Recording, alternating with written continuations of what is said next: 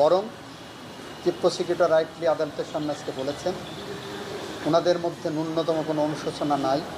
এতগুলো জীবন ঝরে গেছে, এতগুলো মানুষ পঙ্গু হয়েছে, বাংলাদেশ তার গণতন্ত্র হারিয়েছে, বাংলাদেশের মানুষ মানবাধিকার হারিয়েছে, ভোটের অধিকার হারিয়েছে। এর জন্য এই আসামিদের ন্যূনতম কোনো অনুশোচনা নাই। এটাই সবচেয়ে দুঃখের ব্যাপার।